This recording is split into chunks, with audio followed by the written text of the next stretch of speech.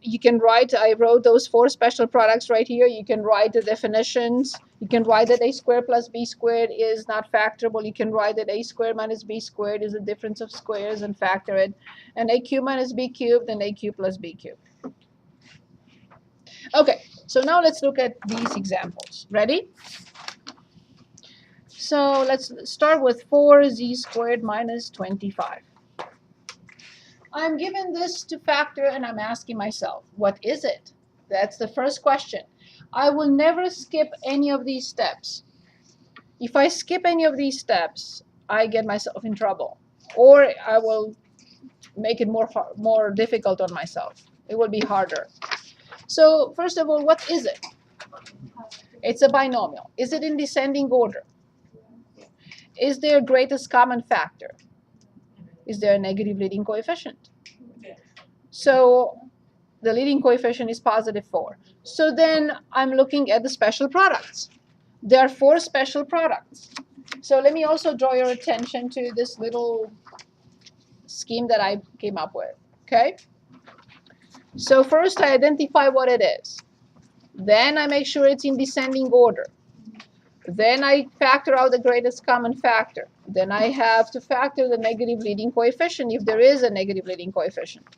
And then if it's a binomial, I think in these terms. If it's a trinomial, when we get to it, we're going to think in these terms. And if it's a polynomial, we'll think in these terms. But right now we are here with those 4 special products. Difference of squares, sum of squares, difference of cubes, sum of cubes. Okay. So now I'm asking myself, is there a special product here? 2 of those have negative. Either difference of squares or difference of cubes. Which one is it? And I have to say that in some problems both work. Both work. It is the difference of squares. So then you're going to give me 2 what? Excellent. Thank you. 2 binomials. Perfect. And they are? 2z. Excellent. Excellent. Done. Look at us learning. Exactly. It makes me very proud. X to the 4th minus 81 is the next in line. We don't have to do all of them. I just want to show you a few.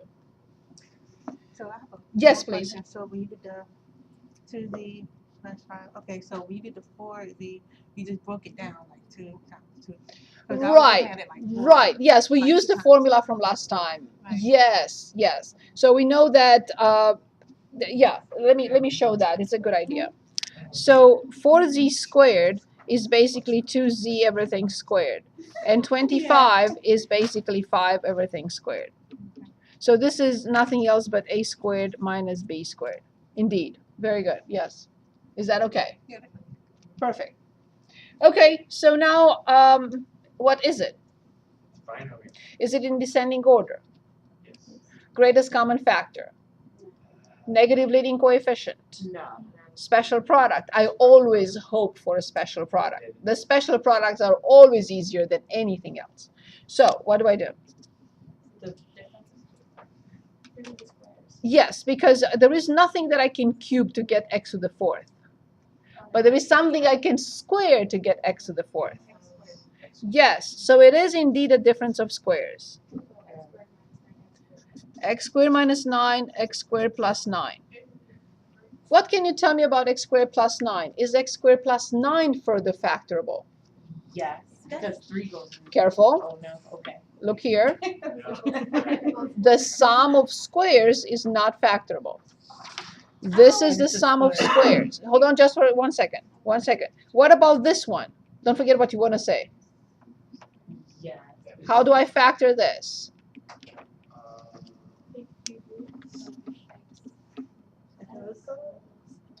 Break it down again. Very good. X minus 3, x plus 3, x squared plus 9. And this is completely factored till it cannot be further factored. Yes, please. Sorry.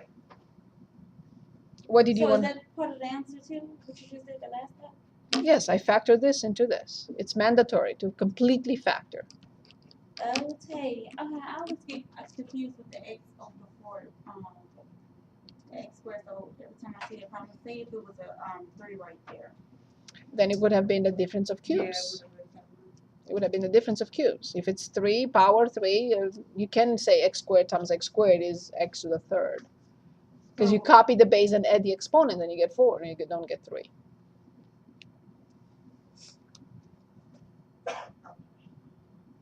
So x to the fourth is x squared squared. Copy the base, multiply the exponents. You can't get an x cubed. You can't. No, there is nothing that you can square to get x cubed. Okay. Very good. Anything else here? Is this okay? Okay, let's look at another one. Let's look at E. 1 over 27 minus x to the third. Is it 3 and So the question is, what is it? Try. We haven't gotten to trinomials yet. It's a binomial. It has 2 terms. Is it in descending order? No. Does it have a greatest common factor? Yes. If you want to say Common factor. no, but it has a negative leading coefficient. So I will factor out -1. What is left in parentheses so that it works? Careful. What do I have in parentheses? Careful, careful, X careful. to the third. Excellent. Say it again. -1 over 27 indeed. Awesome. So now I'm hoping for a special product. There are 4 special products for binomials. Sum of cubes, difference of cubes, sum of squares, difference of squares. Which one is applicable here if it is indeed? Awesome. So once you say the difference of cubes, you will prepare not the I can start with a trinomial. Binomial. Times, yes. If I don't identify the binomial first, I will not be able to get to the trinomial. Is that clear? Yes. Perfect. I have to establish the sequence of signs first. I'm factoring the difference of cubes. What is the sign inside the binomial? Yes. Indeed. What is the sign inside the trinomial? Excellent. Which term do I cube to get x cubed? Excellent. Which term do I cube to get 1 over 27?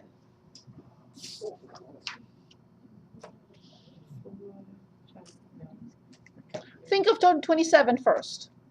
What will you cube to get 27? -9. 3. So then what about 1 over 27? What will you cube to get 1 over 27 then? 1 over 3, indeed. Very good.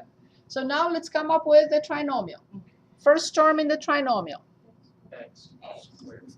Middle term in the trinomial. 27. 103. Okay. The product, 1/3 times x. And the second term squared. What did she say? Yes, which is 1 over 9. Excellent. Now, when you practice these, what I would do before I am very comfortable with this, I will multiply it and make sure that I get 1 over 27 minus x cubed. For the few 4 or 5 of them, I will just make sure that I'm getting that. And you will, of course. Okay, let's practice. Okay, let's look at one more. Let's say y cubed plus 8. And then we move on to the trinomial. Y cubed plus 8. I can't skip the steps. Yes, I have to go through all these steps. What is it? So it's a binomial. Is it in descending order? Greatest common factor? No. Negative leading coefficient? No. Special product? Yes. Okay, what do you think of applying here? Good. So once you say the sum of cubes, what do you prepare? Excellent. Sign in the middle of the binomial. Awesome. Sign in the middle of the trinomial. I know you all followed very well. If you don't practice, you will forget though. Because you're not, day-to-day life, you're not thinking of how to factor the sum of cubes, right? So please do that. Review all these, redo them. So what do I have in the binomial? Awesome. 4, 2, 2. Indeed. And what do I have in the trinomial? I have to remember the, yes, that's the pattern. 2, Excellent. Plus 4. S, that's it. Well done. So please practice. And you have a big assignment called factoring in my math lab. Just remember that. It's before, I think, 1.5 or after. It doesn't matter. I still need to do it first. Okay, the trinomial. The strategy for a trinomial. This is the most difficult of all. Factoring trinomial. Okay. Many steps here. But I'm not going to copy the steps 1 through 4. They are the same. Meaning, what is it? This time I'll say trinomial. Descending order. Greatest common factor, negative leading coefficient. They're all the same. 5, however, special products. Nothing to say here because we already talked about them last time. So now you will tell me what is this? What does it equal to? And you'll tell me what this is. And what does it equal to? And I will be very happy. It will make me very happy. The first one. Difference of cubes. No, difference of squares. Difference of squares and difference of cubes are binomials, and they have nothing to do with trinomials. That's why I split the I split the strategy into 3 different situations. Right. Binomial, done, trinomial, and then polynomial. Is that one taking this square? Or Say it again. First step, second. taking this? First, You have something? Yes, I agree. Close. first term is Just tell me what it is. Oh, Just tell me what it equals to. And I'm done. first term plus second term. I No, love my people. First What does this equal to? first term first term squared plus second. Plus 2 times the first times the second plus the second term squared. But now this is backwards. I won this one now. So that would be What is this first that term gives us this? minus. A plus B. It's just that it's minus because it's minus in the middle. Very good. And what about the other one? A plus N all of them. Indeed. This is what we discussed backwards on Monday. And that's what I said. We have to be able to expand quickly, forget about foiling at this level, from here to here, and now we have to be able to go backwards with factoring. That's why I insisted, forget about foiling, if you can. You still get full credit if you don't use the special product, but I recommend it because now we're going to have difficulties going back. Okay, so here there is a 6 and there is a 7. There are 7 steps in trinomials. In step 6,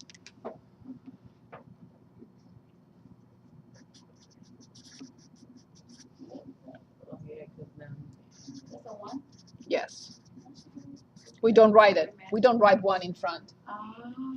So in step 6, if a special product is not applicable and the leading coefficient is 1, then we will be using strategy 6, which I'm not going to be able to get to in 12 minutes. If the leading coefficient is not 1 and it's not a special product, then we're going to use strategy number 7. So for now, let's practice what we have. Oh, is that a B, X, or 6? They're always in the quadratic functions or expressions A, B, C, A, B, C. Okay. Always. The leading coefficient is A, the middle coefficient is B, then the free term is C. It's okay. Again, this is not something you think of every day, and I completely understand. Okay, so let's look at y squared plus 121 minus 22y. Now I have to say this, with the previous class in which we used to teach factoring, It took me about a month to do what I'm doing with you in 45 minutes. That's how long it takes. It's not easy. But this is the basics for what we do now. So I have to review it with you. But what we're doing in 45 minutes, it's normally about a month. Okay, what is it? My first question. It's a trinomial indeed. Is it in descending order? Yes. No. So we have to rearrange it as y squared minus 22y plus 121. Greatest common factor.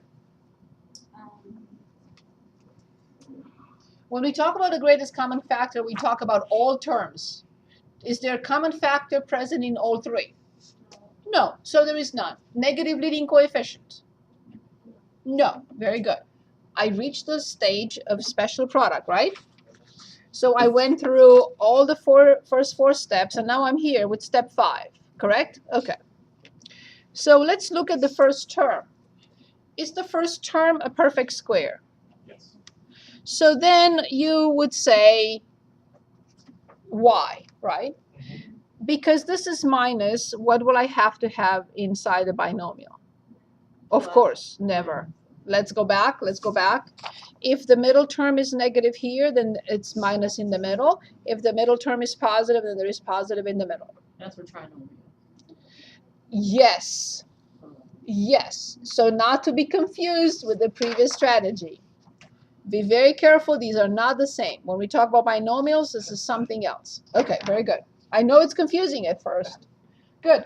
So now, is this a perfect square? Yes. What is it? Okay. So now, the next step, this is not done. The next step is, can anyone tell us what is the middle term of this expression? When you square a binomial one more time, how many terms do we get? Please make me happy. When you square it one more time, 2. When we square a binomial, how many terms do we get? It's in your notes. It's on the, exactly, we get a trinomial. We wrote that on Monday. We practiced it. Please, it's in a special product. This is the first item you should write in your notebook. Okay, can anyone just give us, not the first, not the last, if you expand this, what would be the middle term? 2 times y times 11. Very good. I have to check. Is this negative 22y? Therefore, this has this factored form. Now, let me give you another example so you understand why you have to check the middle term. I'm giving you this example. What will you say this factored form is? You will write y minus 11. But what is the middle term here? Negative 22y. What is the middle term here? 60. So the left-hand side does not equal the right-hand side. The point I'm making is you cannot simply write this without checking the middle term. As you've noticed, in order to get this, we only looked at the first and the last. We have not looked at the middle term. But if I don't check the middle term, I may come into or get into this situation in which the middle term in here is negative 22y, but here is negative 16y. They cannot be the same. This is a stupid question, but why did you multiply by 2? Because 2 divided 11 divided into 1. Can anyone give us why we multiply by 2 from the special product on Monday? Exactly. They are two terms the same, alike, and we combine them. That's okay. Very good. So let's continue. Let's say negative 3x squared minus 12x and minus 12. What is it? Yes, this was the answer, and this was done. I'm sorry. Okay.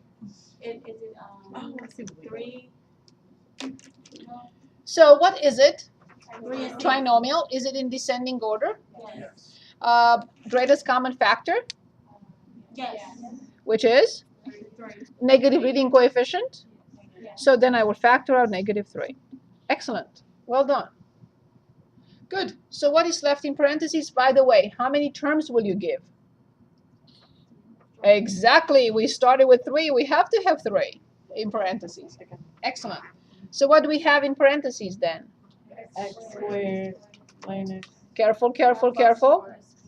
Plus. Good. So I'm looking inside and I hope for a special product. Can anyone give us the special product if there is one? X plus a minus 2. Yeah. It's a trinomial. Do not confuse the strategy from trinomials to the one from binomials.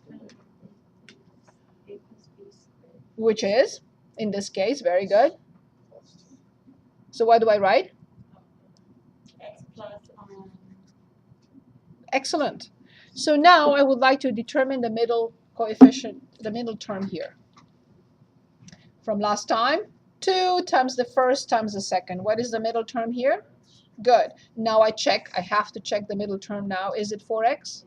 Then I will say it's guaranteed that this is correct. Okay. X squared minus 4x plus 4. You're doing very well, by the way. Just be a little bit patient, and we're going to get there together. Okay. What is it? Descending order? Greatest common factor? Negative leading coefficient? no. Special product? I always hope for a special product. What would you say? X minus 2. Very good. I hope for this, but I have to identify the middle term. What will be the middle term of this expansion? Yeah. Is this negative 4x? Yes. I guarantee that this is correct then. Very good. Let's also look at a squared plus 6a plus 9. A squared plus 6a plus 9. This is 9. This is a. A. What is it? In descending order? Greatest common factor? Negative leading coefficient? Good. Special product? I hope for a special product. Yeah, A minus A plus 3. Good. What will be the middle coefficient, middle term of this expansion? Yes, 6a. Is this 6a? So this is correct. Okay, can you show me how you're getting that again? Which one? A plus 3. Which one? Which one? The middle term? You talk about the middle term? From last time. First term squared minus 2 times the first times the second plus the second term squared. 2 times the first times the second. So can you write that out? Yes. 2 times the first times the second.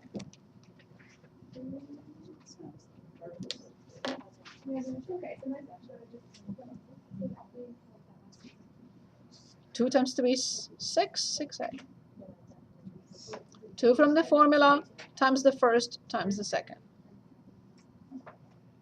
2 times 4. 2 I is, have to remember that because yes, yes. It's very wise to do so now, because this will pop up at least twice every class. And why always ask, where does the come from? Well, instead of trying to remember it, it will save you so much time. That's what I do.